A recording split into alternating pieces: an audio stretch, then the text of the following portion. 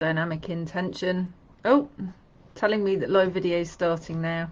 I love this. It's like it's starting. It's really starting. Oh, now it's starting apparently. Hi, hey everyone. Liz Campbell here from Dynamic Intention. Coming to you today. Oh my God. Where do I even start? Where do I even start with this live stream? So many things. Some of you might have noticed I put up a post earlier talking about grief and mediumship, clairvoyance, and the fact that in actual fact, if you are actually grieving the loss of someone, whilst it's nice to talk to them, like if you're, it's a bit like I was actually saying to my friend Sabrina, it's a little bit like Zoom calls. Like our nervous systems don't actually like Zoom calls that much, and the reason why is because you can see the person and you know that they're there, but you can't actually physically touch them or interact with them, and we are actually designed for physical interaction with people. And so if you're exclusively seeing someone on Zoom, basically what happens is your confusion gets your nervous system gets confused and upset because of the fact that you're like so near yet so far. And it's actually one of the reasons why I don't like doing video calls with clients particularly. Something I stopped doing a while ago. I prefer talking on the phone, so I do WhatsApp calls if I'm doing like one-to-one, because I think everyone finds it less discombobulating actually, and also there's like a freedom element for me where I get to I sometimes think better on my feet when I'm walking around. You can't actually do that if you're on a video call with someone that easily, particularly if you're in a place where the signal drops out all the time because it takes up more bandwidth. And it's kind of interesting to note these things. I'm just actually adding in a link here, completely unrelated. I will be talking about what the link's about in a bit, she said. There you go. I wanted to talk today, amongst many other things, about how conflicted people are about money, and how common it is to be conflicted about money, and the fact that most people that I have met have some level of inner conflict going on around money because of conditioning, because of social conditioning, because of the media, because of their families, because of inherited family patterns and traits, because of school, because of all of the things that they've been taught about money that aren't necessarily fucking true. Most people have some level of limitation going on around money, and I speak as someone who has experienced all ends of the spectrum with this. I speak as someone who has been able to manifest large amounts of money in almost no time at all, and at other times has literally been like, what the fuck is going on, and I'm banging my head against a brick wall. And having explored all of my own stuff around this and understood actually the level of complexity that can go into like our money blocks and our conflicted feelings about money, it's something I wanted to talk about a little bit today, partly because I have literally spent the past week putting together a new, I'm going to call it a mini course, because I've set it up as a download on my Podia site, rather than as a course. They give you different distinctions you can sort of organise things under, called The Science of Creating Money Miracles, which is literally based on the development of my work over the past, God, how many years? Lots, basically.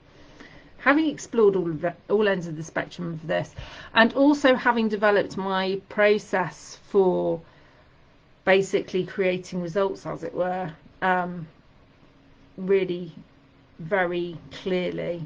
I know someone's watching me. Who's watching me? Paul. Hello. Yeah, and I do feel like it's a subject that at some point I'm probably going to end up writing a book about. Now's not quite the time, but it's definitely something that I think is calling to me amongst a whole host of other subjects. I've already started on one book which is kind of going to touch on this in how we tie freedom and money together, or the concept of freedom and the concept of money, and also about the ways that we think about money. Well, I haven't actually gone into this in the book, but like so far with what I've written, but the ways that we think about money and allow it to, I don't know how to describe this. We kind of anthropomorphize it to a certain degree, which is a bit of a shitstorm in itself when we do this, where we imbue money with all these characteristics that are actually our own projections, and we make assumptions about it, and we make assumptions about people who have money and about people who don't have money, and you know, the whole 9 yards of everything. And it's an interesting one actually, because this kind of goes alongside what I was saying last week when I basically caused a bit of a shitstorm in a teacup by putting up a comment on a post that was on like some newspaper. I think it was Metro. There was something about Skittles, I think it was, and I just felt compelled to comment that basically you can avoid most of the problems that people go on about, oh, the additives in food and all the rest of it. Is just like a simple way to avoid all of this is actually just to create, like, cook your own food from scratch. There's a lot of people have fallen out of the art of doing.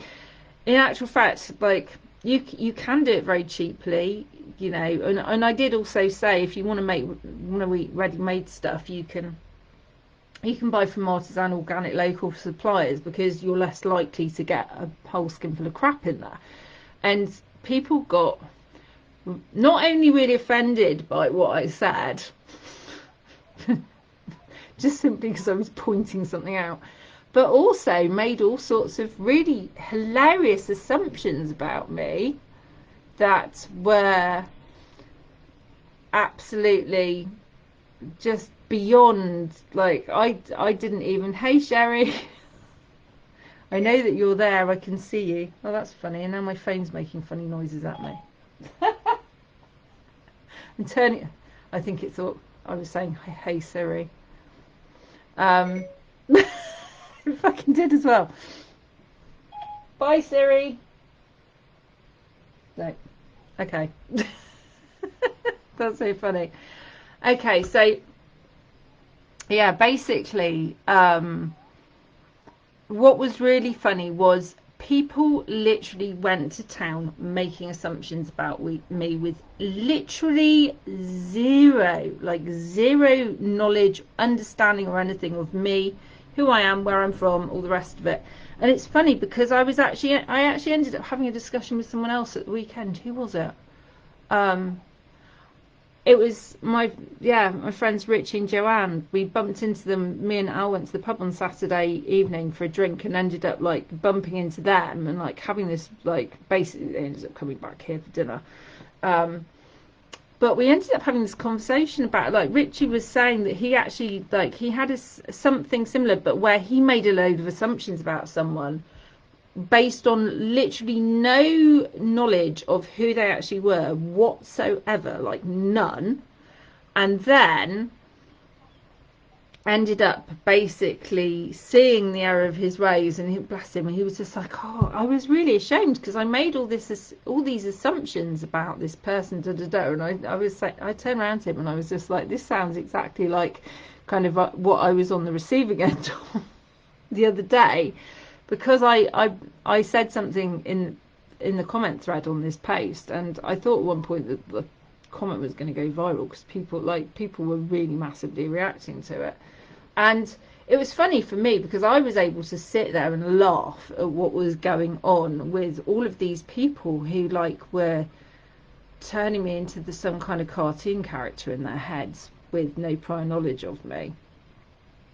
And I was able to actually, it's funny because I was bullied at school, like a lot of people were, and I had this realization there was a part of me that was still kind of like frozen from that time, and I actually had this massive kind of healing just in witnessing what was going on, not reacting to it, realizing how ridiculous it was, and actually kind of being able to view all the people who were going mental at me with compassion, rather than from a space of being reactionary, and actually kind of realizing that for a long time I'd avoided maybe giving my opinions on certain things in case there was like any danger of me being inflammatory or pissing people off because of the bullying stuff from school. So on some level I was like holding myself back, and there is always this thing when it comes to, you know, when it comes to purpose, when it comes to money, when it comes to anything, like if you're holding yourself back and you're not actually being the whole of who you are, and you're holding back out of fear, that fear in and of itself is going to block you in so many ways that you can't see, that you'll feel the effects in all sorts of areas of your life, because it's like you're constantly, it basically what goes on is that you don't connect with people deeply because they can sense that you're holding back because of fear, which indicates that you don't trust them and that you maybe don't trust yourself, and they pick up on that even if they're not picking up on it on a conscious level, and they then they're not able to like bond with you or what you're saying or stuff like that in the way that you would like them to. And in actual fact, the underlying desire for pretty much everything that we do as human beings is a desire to connect, to bond, to relate, to engage, to interact. We are social creatures. It's actually what we thrive in. Even those of us who call ourselves introverts, usually what happens with introverts is they end up like being really shit scared of the bonding, connecting, etc., because there's something going on from their childhoods that's creating that underneath everything that they have no conscious awareness of. And so, you know, that's what we call shyness. Is actually, it's a fear of being judged, it's a fear of being found wanting in some way by someone, it's a fear of being projected onto, and all of that kind of stuff. And I do think like part of the process of kind of, I'm going to say, like maturing the inner child and growing up is actually sorting those bits of you out that have been frozen in fear due to interactions when you were a kid, so that you can then move forwards with things. And you know, we come back to that thing of like, if you feel like you have a message to deliver and you are holding back from delivering it, and this can include holding back on showing up and doing live stream, holding back from doing videos, like if you run a business that's based online like I do, you know, it can be holding back from showing up and doing the things that in actual fact you know that you need to do in order for people to actually be able to see that your business exists and see and hear your message and connect with it and be able to actually, you know, connect with it deeply enough that they want to actually work with you. Basically, if you're not showing up because you're holding back because there's fear, because there's all these parts of you that are scared of being judged and all the rest of it, then you're basically, what you're doing is you are, I don't know, for want of a better way of putting it, it's almost like you're letting the people that told you off for being who you are when you were younger, before you knew better than to tell them to fuck off, to win, you know. And it is like inside of all of us is a small child that's wanting, that needs to stand up to a bully and tell them to fuck off, basically, for want of a better way of putting it. I do honestly feel that like the amount of people I've met in my life who were bullied as kids, who have knock-on effects from that. Either they can't handle showing up and sort of public facing for something that they need to do that's to do with their job or to do with their business, or they get anxiety when it comes to social situations, or you know, they might have gone through periods of being quite self-confident, all the rest of it, but then they have a change of career direction and suddenly everything goes tits up because of the fact that what they've moved into holds some reminder of their childhood for them to a degree where all of that stuff comes back and gets reactivated. And that's sort of what happened to me in a bunch of ways. I feel kind of like in something that I, you know, you can probably see now I'm quite outspoken. I've definitely gone through periods where I feel like I've almost been in hibernation because I've been dealing with these bits of myself.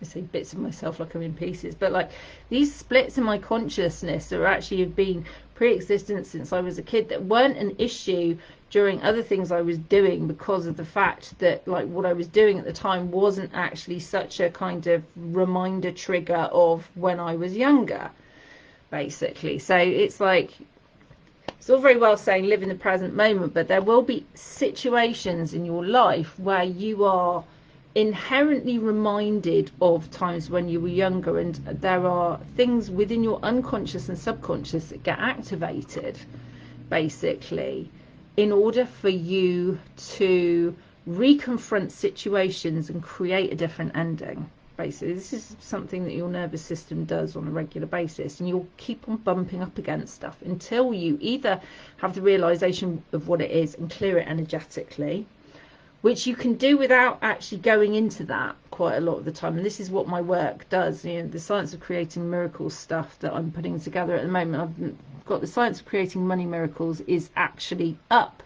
now. I have put a link in the comments. It is $27. And it took me a week to put this stuff. I say it took me a week to put the materials together for this. In actual fact, you know, it's been, this particular piece of work has been, just trying to think. Well, if I was to look at it, it's sort of, it developed on from the reboot, but it's bigger than that.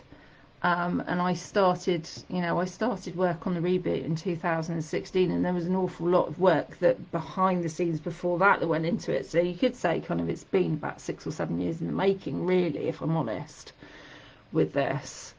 But, you know, more intensively, the first round of Science of Creating Miracles stuff I did at the end of 2018. Now, where I fucked up with that was I had all the notes for it on my phone. And this is a bit of a story. And I agreed to work with someone. I was doing a beta run on it because I wanted to actually work with some clients to see basically how it went, actually doing one-to-one with people on it, and what I would need to tweak and so on and so forth. And one of the people that stepped forward to work with me, I'd had big red flags about, and I ignored them and said yes to working with them. All the notes were on my phone, and the first time I worked with this person, my phone blew up, like the motherboard blew up, basically, because they had some very funky stuff going on. I'm not going to go into details of it, but basically I had to replace my phone. I couldn't get anything. It was all on the notes on my phone. I couldn't get anything off the cloud, and I lost all of the work that I had,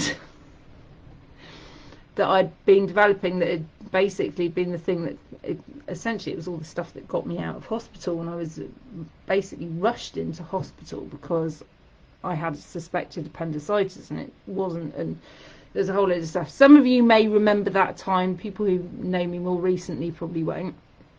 Anyhow, like, long story short, I feel like I've spent the past 3 years actually delving into everything that was on that phone that I lost, and they were the only notes I had at the time, and actually understanding deeper and deeper and deeper, and actually all of the other potentially missing bits from that whole thing. So it's been a whole process for this. It's been like, it's a really powerful, intense, crazy piece of work. Like, I've been in the habit of putting stuff in videos recently, and I realized I couldn't embed this in a video. I had to do an audio, and it's like 35 minutes long, because if I tried to put it in like a 5 to 10 minute video, it would literally just blow people's circuits, because it is that powerful.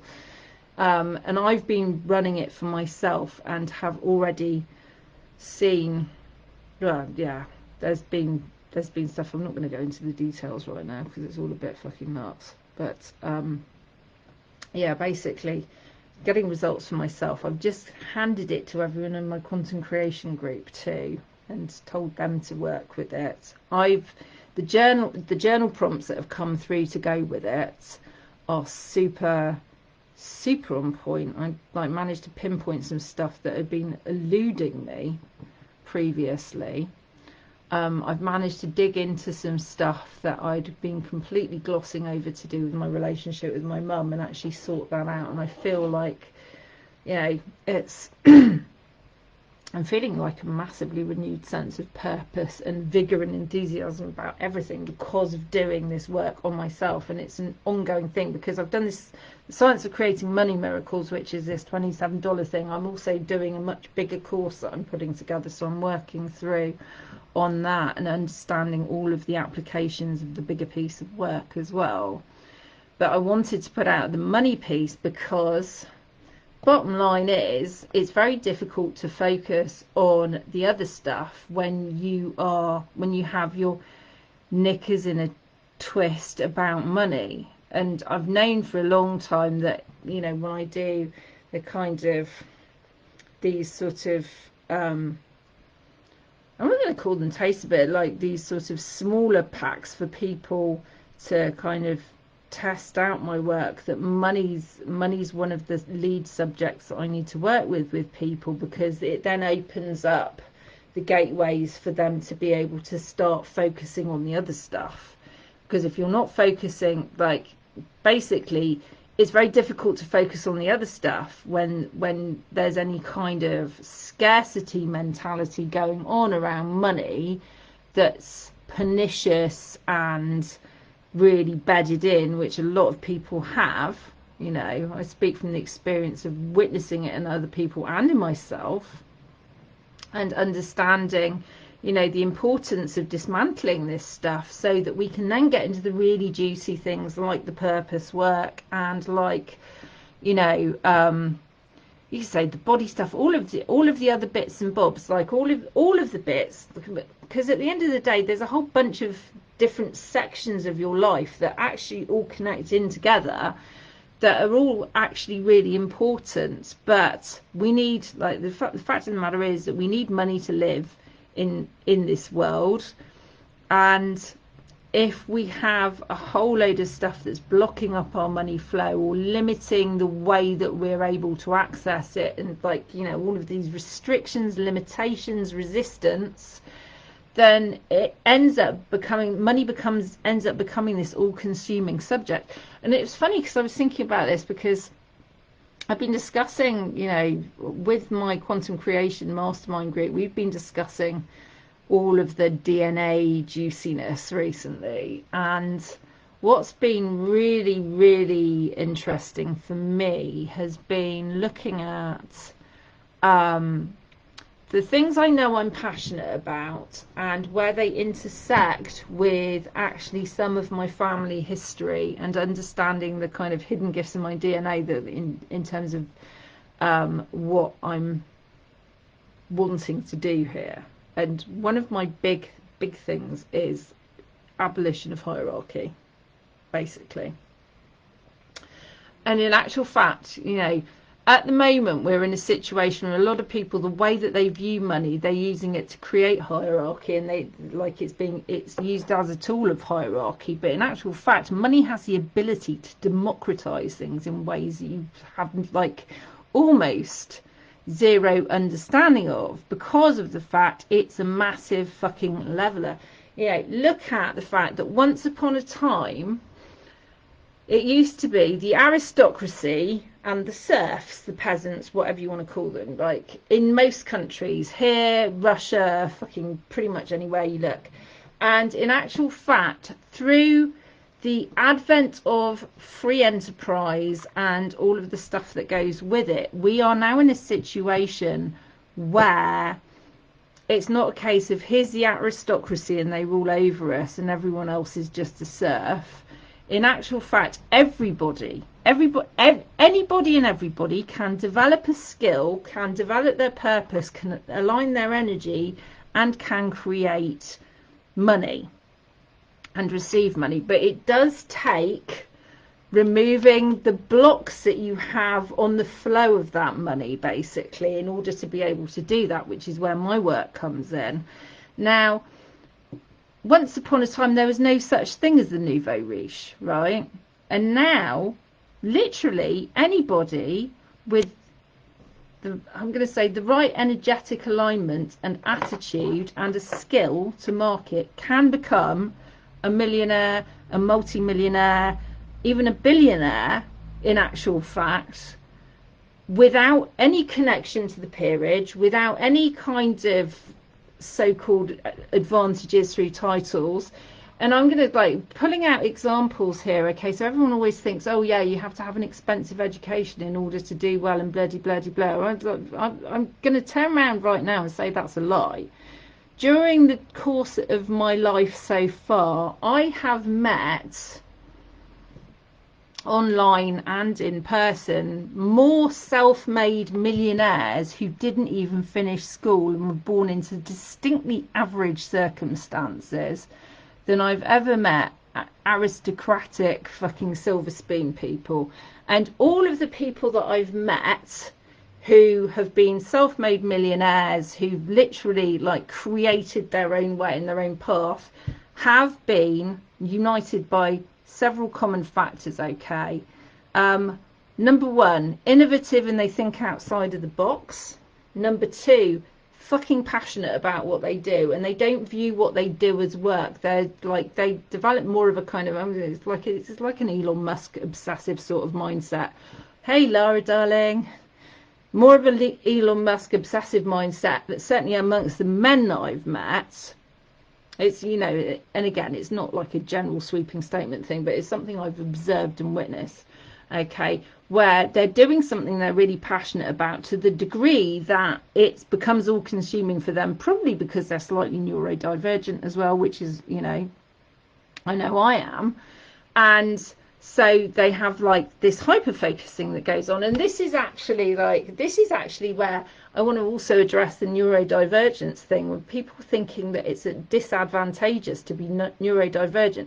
I would argue, in actual fact, that if you're neurodivergent, basically what's required is more of a case of balancing up and direction in order to get you away from wasting your time on shit that doesn't interest you. Because in actual fact, if you have ADHD, for example, it's very, very difficult to focus on things that actually doesn't interest you or light you up. And, you know, who can blame anyone? I've never been able to focus on things that don't light me up inside. I'm just like, oh, boring, next kind of thing. But it means that you can have this incredible focus on the things that are actually interesting to you. So you can literally monetize, turn the things that you love and you enjoy doing into your passionate purpose work and monetize it and make money. Now, obviously, there's steps that you need to go through for all of that kind of stuff. But, you know, the bottom line of all of this stuff is I'm always wanting to say to people is the first thing you need to do if you want to get your money flow going is you have to actually get your energy aligned for it. If your energy is misaligned with money, if you have a whole rack of beliefs going on around not being able to earn more, not having skills to offer, money being evil, rich people being bad, bloody blah, fucking add in whatever negative and limiting belief systems that you may actually have running, whether you're aware of them or not, and a lot of the time most people aren't aware of most of them. If you've got all of this coding and programming that is literally like resistance to money, then you are not going to find money easy. When you get your shit sorted out around money, things come to you. Well, I say things come to you. Money flows to you easily. Now, it might be that money flows to you easily through some routes, but not through others. That just indicates that you have blockages in a certain area that need to get sorted out if you want that particular route to work out for you. You know. But the bottom line of all of this stuff is money is the great democratizer. It is available to anybody. Now, anyone who wants to argue with me on that, sorry, wouldn't have a leg to stand on. The simple fact of the matter is that everybody has something inside of them that they are passionate about. If you haven't found that yet, then that's where you start. It's a question of learning how to monetize it. Now, you can choose to work for other people, you can choose to go the job route and be at the mercy of other people and make money for other people, or you can choose to actually become self-employed and do it for yourself, basically. You and ultimately it's up to you to actually get a grip on your beliefs around what it's possible for you to make doing what you're doing as well. Like there's a whole load of stuff to this, and this is basically what this course goes into. It's like this $27 thing that I put together, this thing, Science of Creating Money Miracles.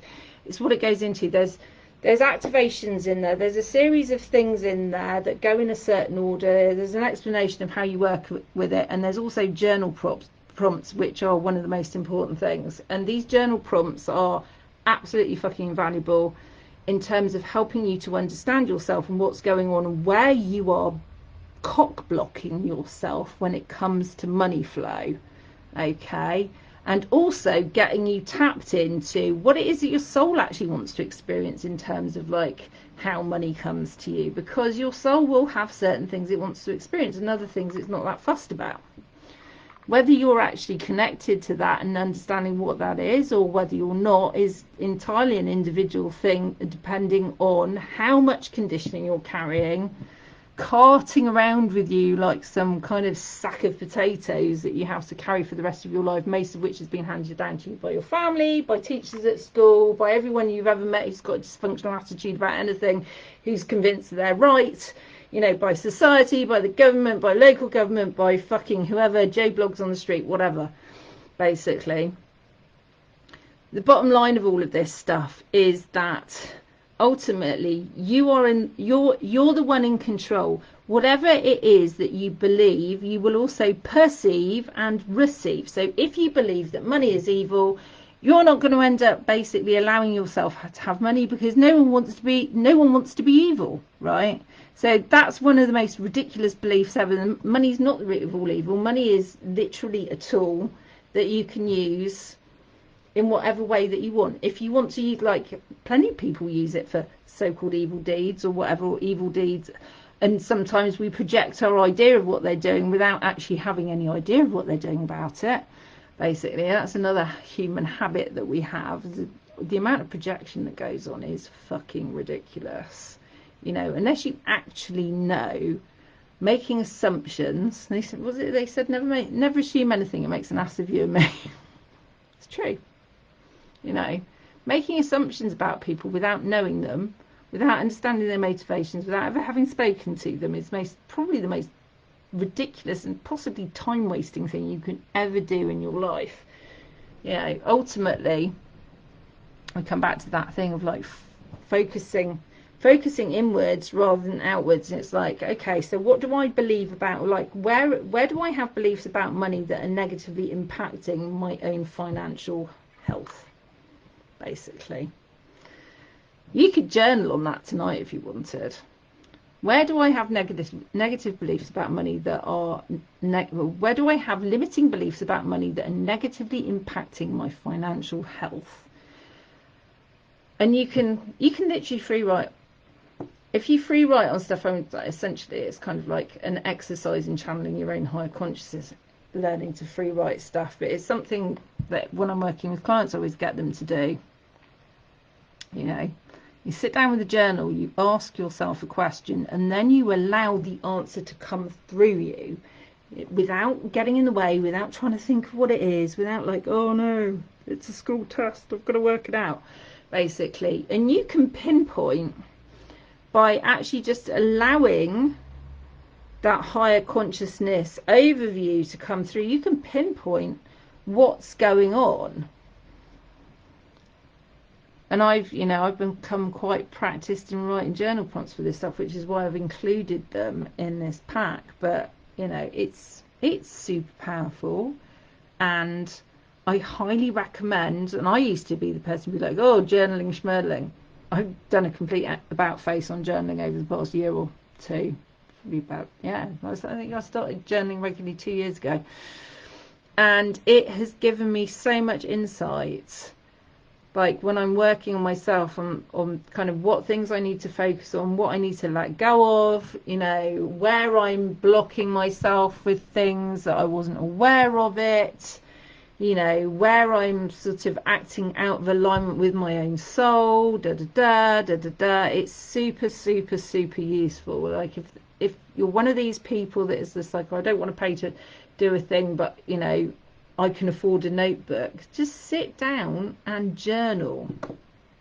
Sit down and journal. You can do stream of consciousness stuff. Do it first thing in the morning. It'll give you a really good idea as to what's going on, doing what that's called a brain dump. And it will show you where your psyche is right now and what adjustments need making. But yeah, basically, money, the great democratizer. There was a whole load of other stuff I could add to this. I wanted to talk about death today. I might leave that for another day. I think I'm going to percolate on that for a bit longer. I basically found out one of my old friends died yesterday. He died a while ago. His brother's been trying to get hold of me. So it was quite an emotional day for me. And there was, lots of introspection as a result.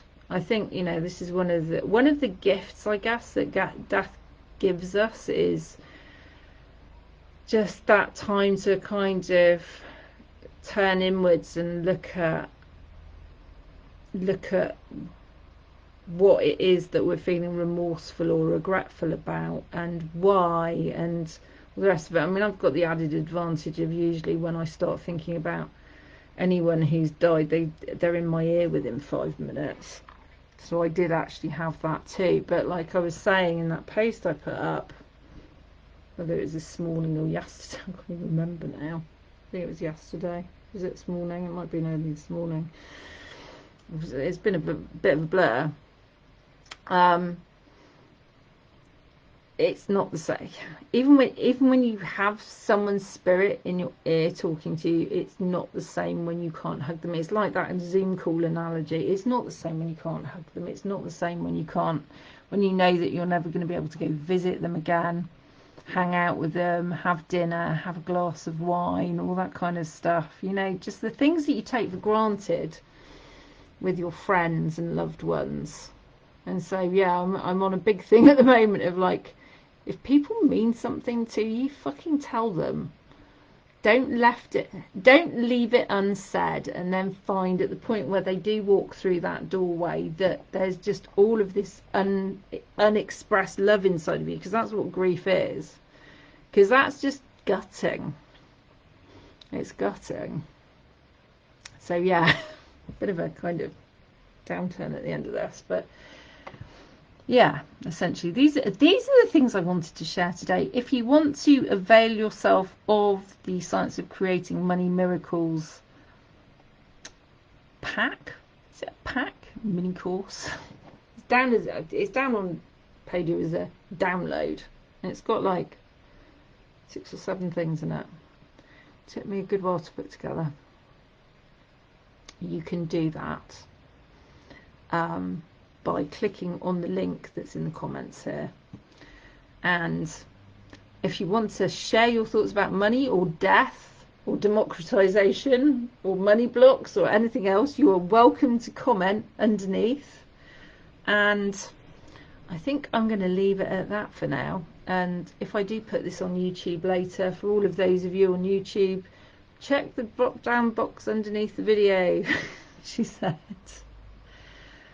where you will find all the relevant links, etc, etc. Obviously I'm on Facebook now, but I'm just saying that because I do sometimes lift these videos from Facebook and I put them on YouTube for all my YouTube subscribers, basically. So having said all of that, I'm going to love and leave you all. Do check out the Science of Creating Money Miracles pack. I think you'll be very pleasantly surprised by what you find inside of it. I'm very proud of what I've put together here, and I'm now working on the bigger pack, and I am considering doing one actually specific. Actually, you know what, I'm not going to. It's going to get rolled into the big one, to do with psychic abilities and so on and so forth. I'm going to be covering all sorts with that. Mwah! Lots of love to all of you. Bye for now.